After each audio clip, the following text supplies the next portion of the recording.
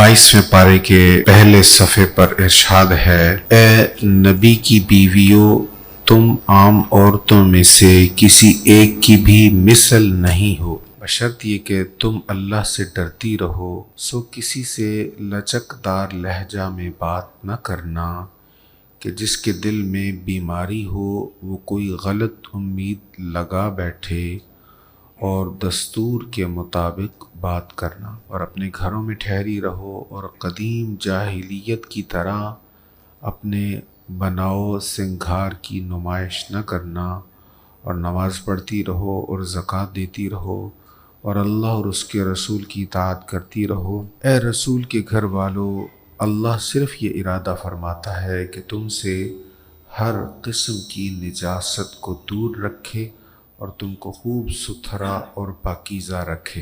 अच्छा, यहाँ पर पहली बात ये बयान हुई, अज़वाज मुतहरात को कहा गया लस्तुन्न कअहदिम मिनन निसा, तुम आम औरतों की तरह नहीं हो। तो जब अज़वाज मुतहरात आम औरतों की तरह नहीं हैं, क्यों नहीं है?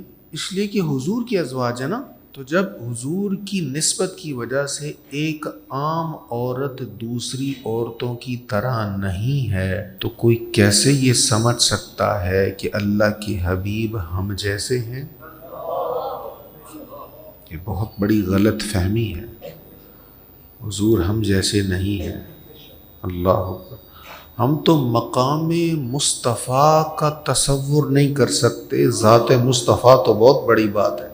दूसरी बात यहाँ पर यह बयान हुई कि अज़वाज मुतहरात से कहा फ़ला तख़दाअन बिलक़ौल, जब किसी गैर महरम से बात करना पड़े तो उससे नरम लहजे में बात नहीं करनी, सख्त लहजे में बात करनी है, ताकि जिसके दिल में बीमारी है या जिसका ख्याल अच्छा नहीं है वो कोई गलत फहमी का शिकार ना हो। अब देखिए, अज़वाज मुतहरात का पहले ही जो स्टेटस है वो आम औरतों की तरह नहीं है, वो उम्महातुल मुमिनीन है। कोई भी औरत बेवा हो जाए, उसका खामिंद फौत हो जाए, तो इद्दत गुजरने के बाद उसके साथ निकाह जायज़ है, लेकिन अज़वाज मुतहरात के साथ ऐसा मामला नहीं है।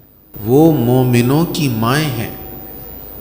तो जिसके लिए इतना एहतराम वाला जज्बा है कि उनको उम्महातुल मुमिनीन कहा गया, मोमिनों की माएँ कहा गया, उनको भी ये हुक्म है कि अगर किसी नामहरम से बात करना पड़े तो सख्त लहजे में बात करना, नरम लहजे में बात नहीं करनी। तो जिनको माँ कहा गया वो सख्त लहजे में बात करेंगी, उनको नरम लहजे में बात करने की इजाज़त नहीं है। और जो माँ के दर्जे में नहीं है, बहन के दर्जे में भी नहीं है, एकदम गैर महरम है, जिनसे निकाह भी हो सकता है, उनके साथ नरम लहजे में बात करना कैसे जायज़ हो सकता है? तो हमारे यहाँ देखिए, हम मगरिब से मुतासिर होकर जो मर्ज़ी तसव्वुरात ले लें वो अलग बात है, लेकिन याद रखें कुरान मजीद का हर उसूल हमारे ही फ़ायदा के लिए। तो ख़वातीन की जॉब्स वो अगर हुदूद के अंदर हों तो उसमें जवाज़ का पहलू मौजूद है, मुफ्तियान किराम के फतावे मौजूद हैं कि जायज़ है, लेकिन हुदूद में हो। लेकिन ख़वातीन को जॉब ही इसलिए दी जाती है कि ये नरम लहजे में बात करे। कितने ही मालियाती इदारे हैं, वहाँ पे ख़वातीन को मुलाज़मत इसीलिए दी जाती है कि आपने फ़ोन पर नरम और मीठे लहजे में बात करके गाहक को माइल करना है, इन्वेस्टमेंट लानी है आपने। तो क्या ये आप हलाल काम कर रहे हैं? अज़वाज मुतहरात को भी जायज़ नहीं है गैर महरम से नरम लहजे में बात करें, और आप आम लड़कियों को जॉब पर रख कर उनसे ये काम करवा रहे हैं। तो मेरे भाई, आप जिस नई रोशनी को लेकर ये सारे तसव्वुरात बयान करें, कुरान तो उसको रोशनी नहीं कह रहा, कुरान तो उसको तारीकी कह रहा है। अल्लाह अकबर। एक सहाबिया थी हज़रत उम्मे अम्मारा, बड़ी शान है इनकी। ग़ज़वा उहद में ना हुज़ूर अलैहिस्सलाम फरमाते हैं, मैं जिधर भी देखता था मेरे दाएं भी ये थी, बाएं भी, सामने भी, यहाँ तक कि हुज़ूर पर एक तलवार का हमला हुआ, इन्होंने अपना कंधा आगे कर दिया। बड़ी बहादुर खातून थी। नबी पाक अलैहिस्सलाम ने खुश होकर इन्हें जन्नत की दुआ दी थी। अच्छा, उम्मे अम्मारा कहने लगी कि जितने भी सीगे हैं कुरान मजीद में मर्दों का ही जिक्र है, औरतों का तो जिक्र ही नहीं है कहीं। तो क्या ये सारे फजीलतें, सारे सवाब, सारा अजर मर्दों के लिए ही है?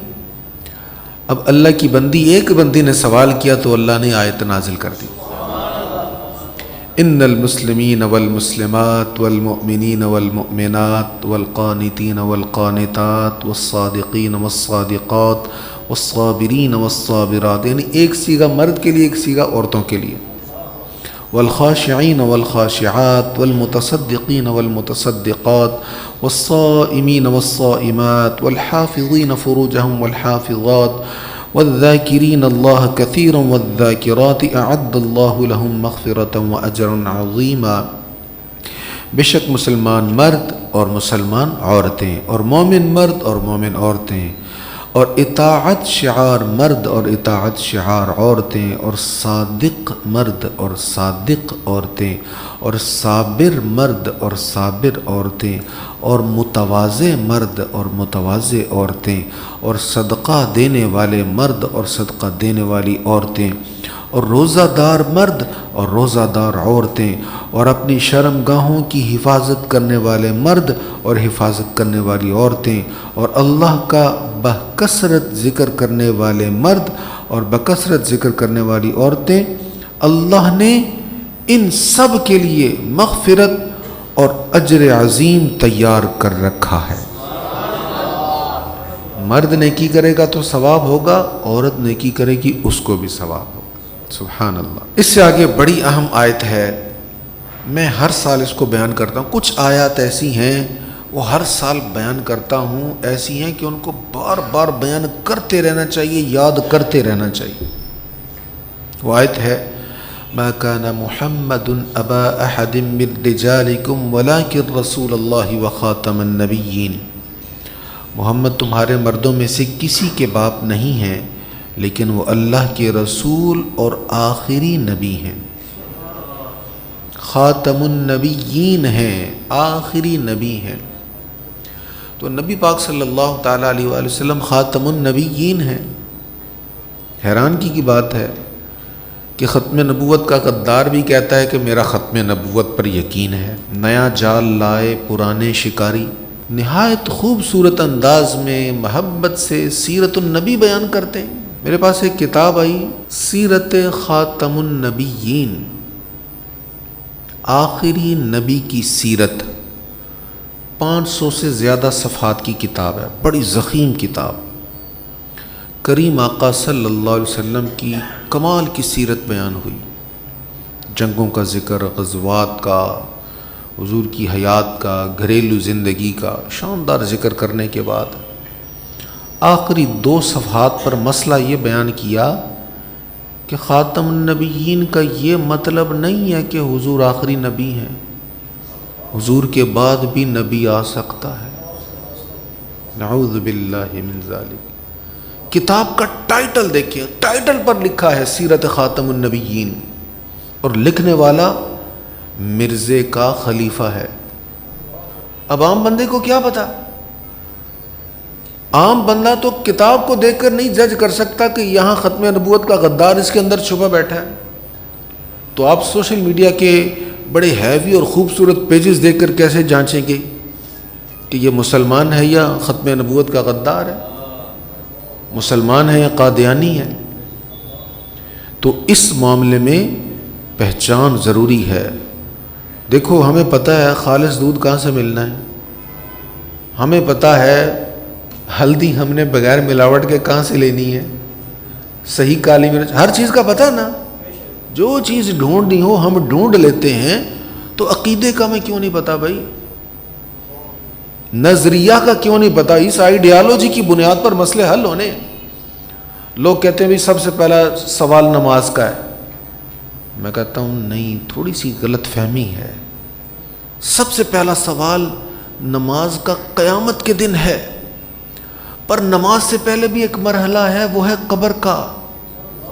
قیامت سے پہلے محشر کے میدان میں پہلا سوال نماز کا ہے، اور میدان محشر سے پہلے قبر کا مرحلہ ہے۔ یہاں 3 سوال ہیں اور تینوں عقیدے کے بارے میں ہیں۔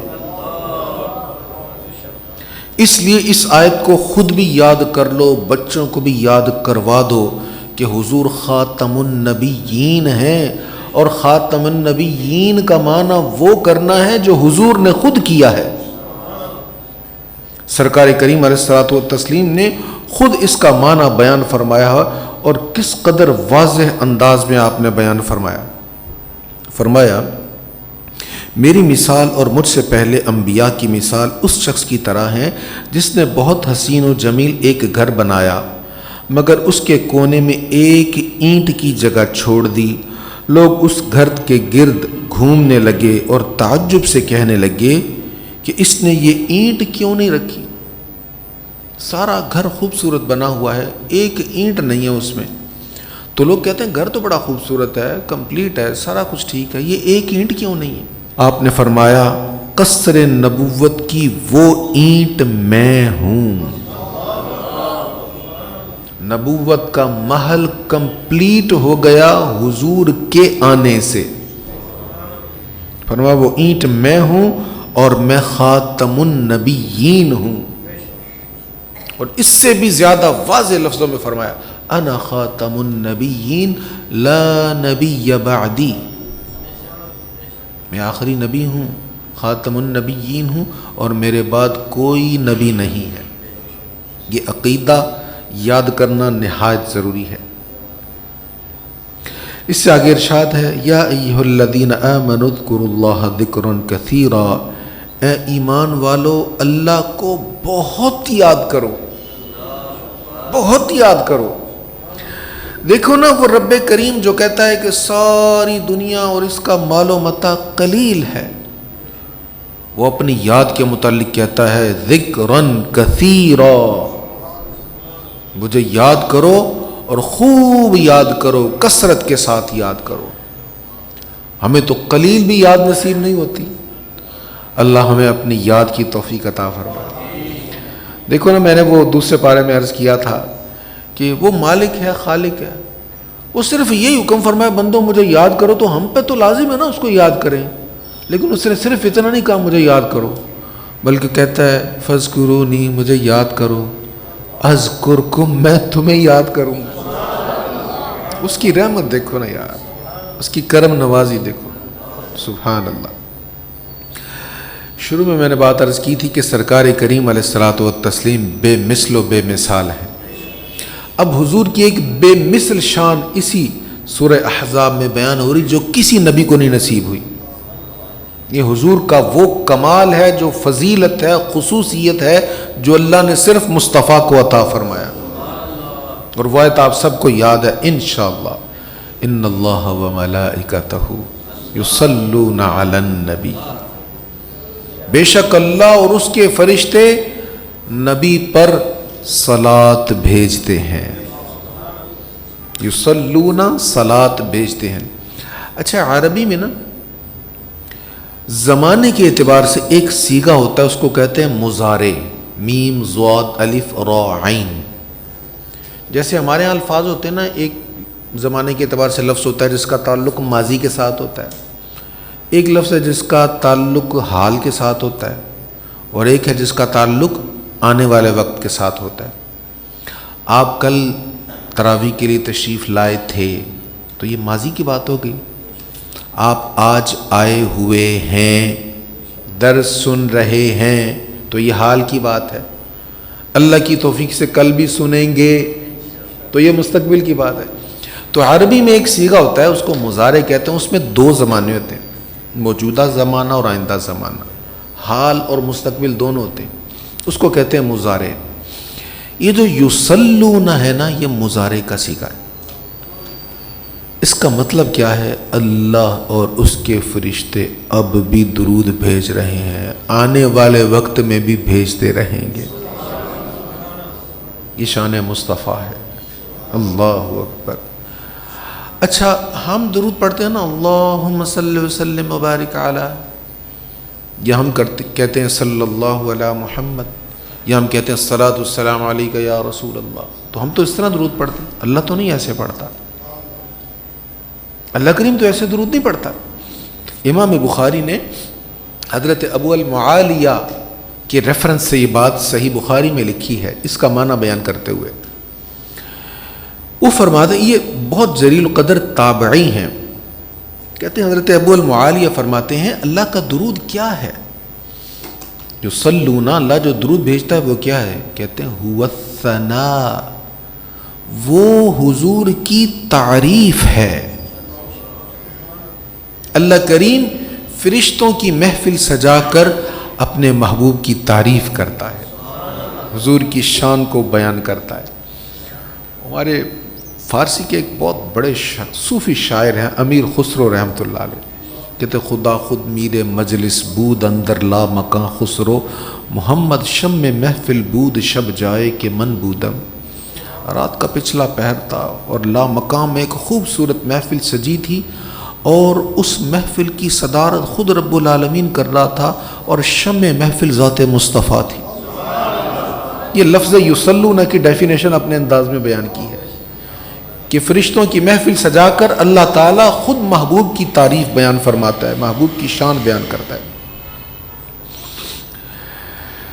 اس سے اگلے رکوع میں ارشاد ہے، اے نبی اپنی بیویوں اور اپنی بیٹیوں اور مسلمانوں کی عورتوں سے کہیے، ازواجکا و بناتکا و نساء المؤمنین، اپنی بیویوں، بناتکا بیٹیوں، و نساء المؤمنین اور مسلمان عورتوں سے کہیے، کیا؟ گھر سے نکلتے وقت تم نے کیا کرنا ہے؟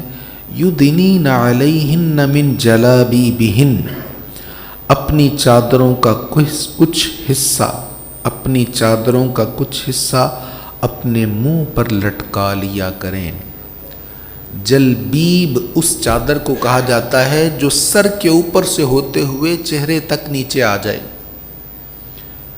تو یہاں اللہ فرما رہا ہے مسلمان عورتوں سے کہیے جلبیب یعنی جلابیب، جلبیب کی جمع جلابیب، ان سے اپنے سروں سے اپنے چہروں پر ڈال لیں۔ کیا مطلب؟ چہروں کو ڈھانپ لیں۔ بھئی پردہ نہیں کرنا نہ کرو، پر یہ تو نہ کہو کہ پردے کا کوئی حکم نہیں ہے، حکم کا مذاق تو نہ اڑاؤ۔ العیاذ باللہ، اگر آپ پردہ نہیں کرتے، نہیں کرواتے، نہیں پسند کرتے تو یہ بری بات ہے، یہ ہے بری بات۔ لیکن جب ہم یہ کہیں گے کہ بھئی ایسے تو کوئی مسئلہ ہی نہیں ہے، ایسے ہی شدت ہے، اسلام شدت پسندی نہیں ہے، تو یہ تو قرآن کا انکار ہو رہا ہے۔ یہ آیت کون سی ہے؟ میں آپ کو نوٹ کروا دیتا ہوں، آپ دیکھ لیجئے گا۔ 59 آیت نمبر سورۃ احزاب۔ اللہ تعالیٰ نے حضور سے فرمایا اپنی ازواج سے بھی کہیں، بیٹیوں سے بھی کہیں، اور مسلمان عورتوں سے بھی کہیں۔ آج ہمارے بیشتر بکھیڑے ہی اس وجہ سے ہیں کہ نامحرموں سے پردہ نہیں ہو رہا، نامحرموں کے ساتھ خلوت ہے۔ جب آپ آگ جلائیں گے تو پھر حرارت تو بڑھے گی۔ ہم کہتے ہیں آگ بھی جلے اور حرارت بھی نہ ہو، ہم بے حیائی والے سارے اسباب کریں اور زنا بھی نہ ہو۔ تو یہ جیسے جیسے ہم اللہ کی حدود کو توڑتے جائیں گے ہمارے لیے مسائل بڑھتے جائیں گے۔ اللہ کریم ہمیں با حیا با کردار مسلمان بنائے۔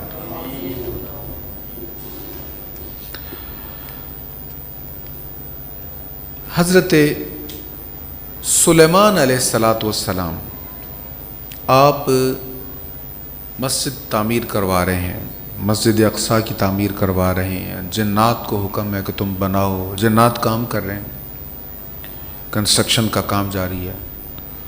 تو آپ حالت نماز میں کھڑے ہو گئے اور سٹک آپ کے پاس ہے، تو سٹک کے سہارے آپ کھڑے ہیں۔ اسی عالم میں آپ پر موت آ جاتی ہے۔ کل نفس ذائقۃ الموت، ہر کسی نے موت کا ذائقہ چکھنا ہے، موت کا وقت آ گیا، لیکن آپ اسی طرح کھڑے رہے جیسے نماز کی حالت میں کھڑے ہوتا ہے۔ آپ کی سٹک جو تھی اسی کے سہارے آپ کا وجود کھڑا ہے۔ کتنا ٹائم گزر گیا اور جنات جو تھے وہ کنسٹرکشن کرتے رہے آپ کے خوف سے کہ آپ ناراض ہوں گے یا جلال فرمائیں گے۔ تو آپ بادشاہ بھی تھے، نبی بھی تھے، بادشاہ بھی تھے، اور جنوں پر بھی حکومت تھی آپ کی۔ اب جب مسجد مکمل ہو گئی، بلڈنگ مکمل ہو گئی، اب اللہ کے حکم سے دیمک نے اس لکڑی کو کھانا شروع کر دیا۔ کتنا ٹائم لگا ہوگا اس میں؟ دیمک اس کو کھا رہی ہے، یہاں تک کہ اس نے اندر سے اس کو کھوکھلا کر دیا اور وہ سٹک ٹوٹ گئی. اور جب سٹک ٹوٹ گئی تو آپ کا جسم اطہر نیچے آ گیا. آپ پھر کھڑے نہ رہے، نیچے تشریف لے آئے، یعنی گر گئے. اس کو قرآن بیان کر رہا ہے آیت نمبر 14 سورہ سبا میں. پس جب ہم نے ان پر موت کا حکم نافذ کر دیا تو جنات کو ان کی موت پر صرف گھن کے کیڑے نے مطلع کیا جو ان کے عصا کو کھا رہا تھا. پھر جب سلیمان گر پڑے تو تب جنات پر یہ بات آشکارا ہوئی کہ اگر ان کو غیب کا علم ہوتا تو وہ اس ذلت والے عذاب میں مبتلا نہ رہتے. یعنی جنات کو غیب کا علم نہیں ہے. کچھ لوگ سمجھتے تھے نا کہ جنات کے پاس غیب کا علم ہے، تو اللہ نے فرمایا جنات کے پاس غیب کا علم نہیں تھا. جنات کو پتہ چل گیا ہم جو اتنی مشقت کر رہے ہیں ان کے ڈر کی وجہ سے، تو ان کی روح تو کب کی پرواز کر گئی ہے. تو اگر ان کو غیب کا علم ہوتا جنوں کو تو یہ جان نہ لیتے کہ ان کے جسم سے جان نکل گئی ہے، اور یہ ان کے ڈر کی وجہ سے جو کام کر رہے تھے کام چھوڑ کے کب کے بھاگ چکے ہوتے. تو یہاں سے ایک تو مسئلہ یہ معلوم ہوا کہ جنات کے پاس غیب کا علم نہیں ہے. ہاں، غیب کا علم اللہ اپنے نبیوں کو عطا فرماتا ہے. وما كان الله ليطلعكم على الغیب، اللہ اپنے غیب پر کسی کو مطلع نہیں فرماتا. ولكن الله يجتبي من رسله من يشاء، لیکن وہ چن لیتا ہے اس کے لیے اپنے رسولوں کو جس کو چاہتا ہے. اچھا، جنات کے پاس غیب کا علم نہیں، تو ایک تو یہ واضح ہوا اس آیت سے کہ ان کے پاس غیب کا علم نہیں. اور دوسرا یہ معلوم ہوا کہ لکڑی کو گھن نے کھا لیا، اللہ کے نبی کا جسم اسی طرح تر و تازہ ہے، نہ اسمیل ہے، نہ بدبو ہے، نہ اکڑا ہے، نہ کیڑا پڑا ہے. جیسا جسم نماز کے شروع میں تھا ایسے ہی طویل دورانیہ کئی دن یا کئی ماہ گزرنے کے بعد بھی جب وہ سٹک اندر سے کھا لی اس کیڑے نے، آپ کا جسم نیچے اب بھی بالکل تر و تازہ ہے. تو معلوم ہوا کہ انبیاء کرام علیہم الصلاۃ والسلام کے وجود ہمارے جیسے نہیں ہیں، ان کو ہم خود پر قیاس نہیں کر سکتے. حضور علیہ الصلاۃ والسلام کی ایک اور عظمت، ایک اور فضیلت اس پارے میں بیان ہوئی سورہ سبا میں، یعنی وہ خصوصیت جو اور نبیوں میں نہیں ہے. پہلے انبیاء کرام علیہم الصلاۃ والسلام جب تشریف لاتے تھے نا تو اپنے علاقے میں تبلیغ کرتے تھے. آپ نے وہ ذکر سنا نا ابراہیم علیہ السلام کا کہ ان کے پاس فرشتے آئے، انہوں نے بھنا ہوا بچھڑا پیش کیا تو انہوں نے نہیں کھایا. انہوں نے بشارت دی حضرت اسحاق علیہ السلام کی، اور پھر کہا کہ اب ہم آگے جا رہے ہیں لوط علیہ السلام کی قوم میں ان کو عذاب دینے کے لیے. یعنی ابراہیم علیہ السلام کے دور میں لوط علیہ السلام اپنے علاقے میں تبلیغ کر رہے تھے. ان کا علاقہ اور ہے، لوط علیہ السلام کا علاقہ اور ہے. تو حضرت ابراہیم علیہ السلام ساری دنیا کے لوگوں کو تبلیغ کرنے نہیں آئے، اپنے علاقے میں تبلیغ کرنے آئے. لوط علیہ السلام سارے لوگوں کو تبلیغ کرنے کے لیے نہیں آئے، اپنے علاقے میں آئے ہیں. اچھا، پھر انبیاء کرام جب تشریف لے جاتے تھے تو پھر کوئی اور نبی آ جاتا تھا، پھر اس کی ڈیوٹی ہوتی تھی. تو ایک جغرافی اعتبار سے علاقہ محدود ہوتا تھا. پھر نبیوں کے آنے کے بعد اگلے نبی آتے تھے تو ٹائمنگ کے اعتبار سے بھی ان کی ڈیوٹی محدود ہوتی تھی. اتنے سال تک یہ کام کریں گے، ان کے بعد پھر اگلے نبی آ جائیں گے. جیسے آپ نے قوموں کا ذکر سنا ایک ترتیب کے ساتھ، قرآن مجید نے بار بار وہ ترتیب بیان کی. تو ہر نبی اپنے دور تک ہی تبلیغ کرتا رہا. تو نبیوں کی تبلیغ، ان کا پیغام زمین کے اعتبار سے بھی محدود تھا اور وقت کے اعتبار سے بھی محدود تھا. پھر نئی شریعت آ گئی، نیا دین آ گیا، نئے رسول آ گئے، نئی کتاب آ گئی. پر میرے اور آپ کے لجپال آقا کی شان سنو. وما ارسلناک الا کافۃ للناس، ہم نے آپ کو قیامت تک کے تمام لوگوں کی طرف بھیجا ہے. حضور ایسے آئے ہیں کہ اب یہ نہیں ہے ان کا نبی کوئی اور ہے، ان کا نبی کوئی اور ہے، سب کا نبی ایک ہے. جیسے سب کا خدا ایک ہے نا، سب کا مصطفیٰ بھی ایک ہے. جیسے سب کا خدا ایک ہے ویسے ہی جیسے سب کا خدا ایک ہے ویسے ہی ان کا تمہارا ہمارا نبی سب سے اولا والا ہمارا نبی سب سے بالا والا ہمارا نبی.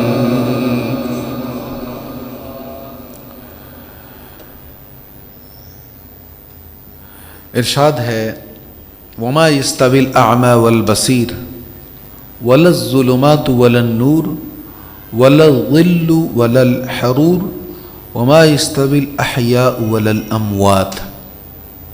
فرمایا برابر نہیں ہے اندھا اور بینا، دیکھنے والا اور نہ دیکھنے والا، یہ برابر نہیں ہے. یہاں دیکھنے والے سے مراد ہے علم والا اور نہ دیکھنے والے سے مراد ہے جس کے پاس علم نہیں، جو جاہل رہا. فرمایا علم والا اور جاہل برابر نہیں ہے. وَلَا الظُّلُمَاتُ وَلَا النُّورُ، اندھیرا اور روشنی برابر نہیں ہے. یعنی اسلام، ایمان اور کفر برابر نہیں ہے. وَلَا الظِّلُّ وَلَا الْحَرُورُ، اور سایہ اور دھوپ برابر نہیں ہے. کیا مطلب؟ جنت اور دوزخ برابر نہیں ہے، انجام کے اعتبار سے مقام برابر نہیں ہے.